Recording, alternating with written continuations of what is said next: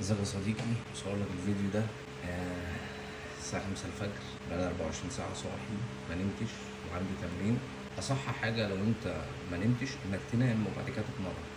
بس أنا بالنسبة لي مش يعني ما بطبقش الكلام ده، لأن أنا مش هعرف أنام لو أنا حاسس إن أنا في 1% ما عملتوش. يعني في 1% كان المفروض أعمله ما عملتوش، اللي هو التمرين. والتمرين بالنسبة لي زيه زي الأكل والشرب، فأنا أكلت وشربت يبقى لازم أتمرن تحت اي ظرف. بتمرن، انا بوقفش تمرين الا الاصعب الحالات جدا، فاهمني؟ طبعا كلنا بيحصل عندنا دروبات. اهم حاجه اتمرن على قد طاقتك طالما ما نمتش والكلام ده كله. وطبعا احنا صاحيين لان عندنا ايفنت النهارده، اقوى اسطول مكملات غذائيه. ان شاء الله نخلص الايفنت على خير. الافتتاح هيكون الخميس والجمعه. تقدر تطلب اي منتج يوصلك مكان ما انت موجود.